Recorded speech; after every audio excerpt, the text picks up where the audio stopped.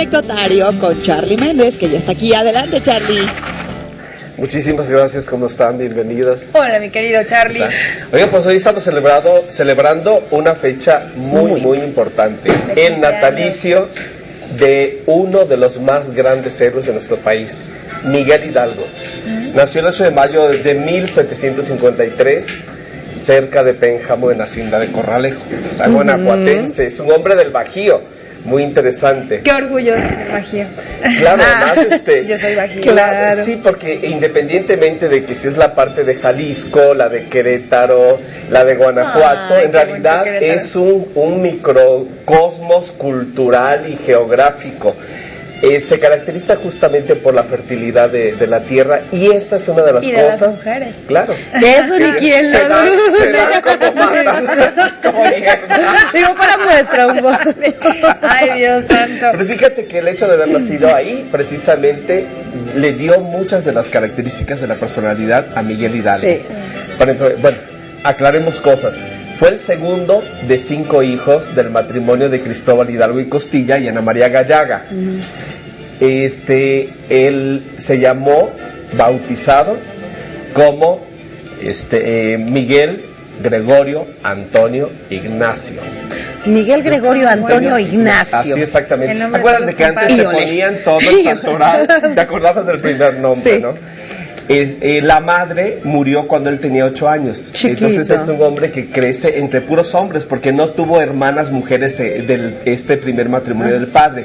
Hasta mucho tiempo después, cuando él se vuelve a casar, Cristóbal tiene 2 hermanas, medias hermanas, Miguel Hidalgo. Obviamente hay una diferencia de edad.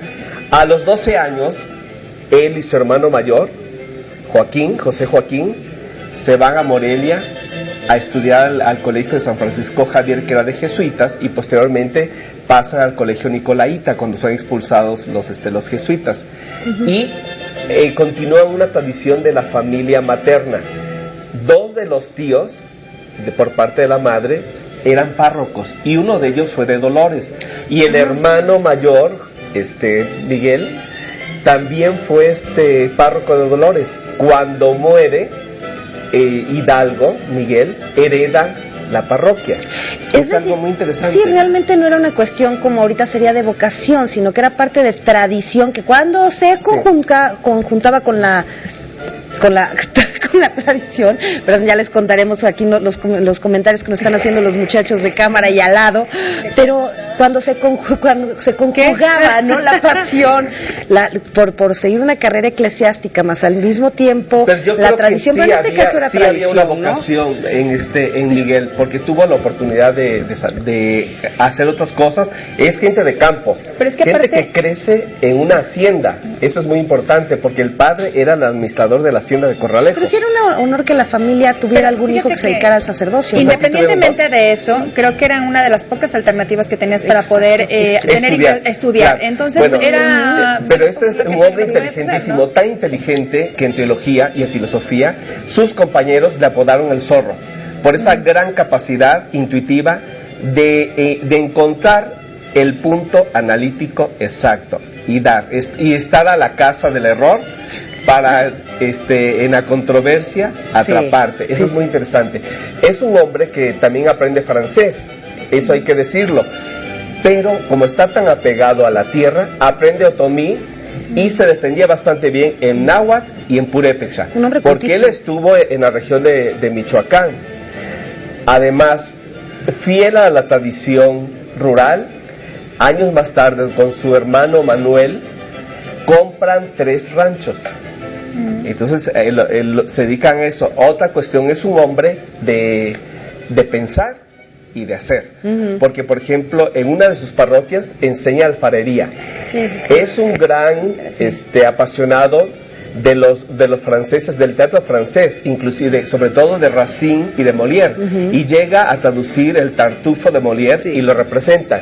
Es tan afrancesado sus fiestas a Francia, que fue muy criticado. Su casa le decían la pequeña Francia. Pues con todas las tertulias. Pero es un hombre muy terrenal, porque le gustaba la música, le gustaba el baile, le gustaba mucho, el vino, la comida, le gustaban las mujeres, y por cierto ha habido muchas controversias, ¿tuvo o no tuvo hijos? Algunos dicen que sí, pero hay especialistas que señalan que en el juicio que se le sigue cuando es apresado, después de empezar la lucha de independencia, a la hora de confesar, cuando le preguntan explícitamente si tiene hijos, él dice que no. Y hay que considerar que para un hombre de religión que ya sabe que lo que le espera es la muerte, no tiene por qué negar. Morelos, por ejemplo, cuando le interrogan, él dice sí, tengo hijos y se llaman fulanito y peranganito. Hidalgo dice que no. Hay descendencia obviamente por parte de los hermanos, pero como nadie estuvo en la alcoba, lo que sí es cierto es porque... Se habla de varias cartas en donde él mandaba una pensión a... Sí, pero también mantenía mucha gente. Por eso inclusive Lucas Alamán, que es uno de sus grandes críticos, entre otras cosas porque cuando se muere el padre de Alamán, le encarga a la mujer y a los hijos, a Hidalgo, e Hidalgo se hizo tan de corazón cargo que se acostaba con la mamá de Alamán. Por eso Alamán lo odió. Sin embargo, Alamán dice que era muy dispendioso en otorgar dinero a la gente que lo necesitaba. Eso sí. Entonces no era esto. Sí era un hombre que le gustaba compartir. Era muy elocuente, era muy bueno para hablar, por eso sus sermones tenían tanto imán, y esa es la causa de que él se convierta en la cabeza del movimiento de independencia, arrebatándosela el liderazgo a los militares de carrera, como Allende, por ejemplo, ¿no?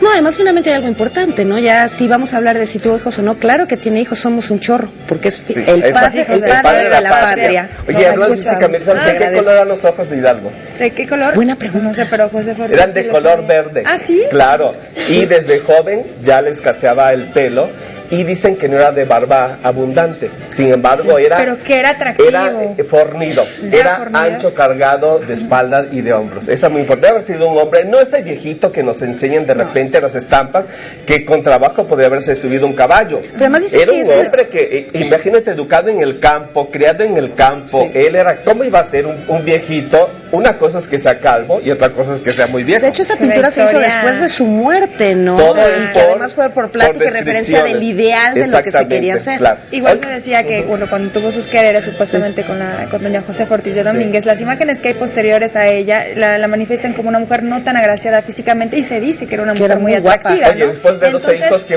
mujer va a quedar agraciada? Ayúdame. A ver, aquí vamos a reclamar. Oye, pero vámonos, ¿por qué no nos vamos a la calle de Correo Mayor? Es muy interesante, es una de las principales del centro histórico.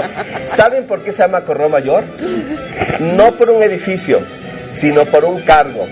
Porque el correo en la época de los Austrias, como muchos de los cargos públicos, se vendía al mejor postor. Si tú tenías dinero para pagar una fianza, aquí la estamos viendo, corre detrás de Palacio Nacional.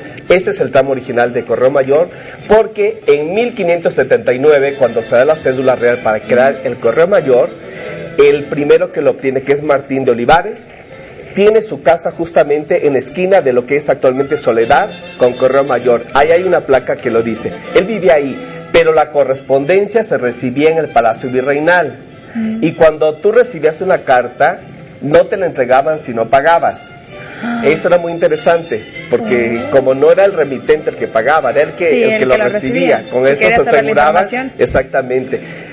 Más adelante es posible que haya estado en esa casa alguna dependencia. Lo que sí es seguro que en 1765, cuando la corona con la reforma borbónica recupera el control administrativo, se cambia a la calle de Santa Teresa la Antigua, que es el actual Guatemala, en la parte que se derrumbó para extraer el Templo Mayor. Más o menos a mediados del siglo... En 1788 se pasa a la Casa Borda, y hasta 1852 está ahí cuando se va a un anexo de la Casa de Moneda junto al Palacio Nacional, donde perdura hasta que se construye el Palacio Postal, que fue la cuarta sede.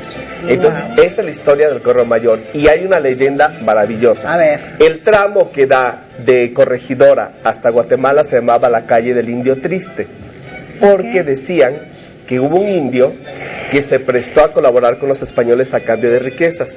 Un día hubo una conjura de la cual no se enteró, y los españoles, al descubrirla, le quitaron absolutamente todo lo que poseía. De repente este hombre, que había sido el más rico, que despreciaba a sus compatriotas, se vio solo y abandonado, y por eso en esa esquina de Correo Mayor y Corregidora se le veía triste y abandonado, todo el tiempo ahí compungido, y por eso se llamaba la calle del Indio Triste. Hoy tenemos Pero más alguien información. que no es nada triste, que es muy alegre. Rapidísimo de irnos con el que es muy alegre. Feliz cumpleaños a María Ruth Serrano, nos enviaron por aquí el mensaje. Muchas felicidades, que te la pases súper bien hoy en el día del natalicio, celebrando el natalicio de Miguel Hidalgo. Ahora sí, ¿con quién nos vamos? Pues con nuestro padre de la patria astrológica, Miguel Hidalgo y Víctor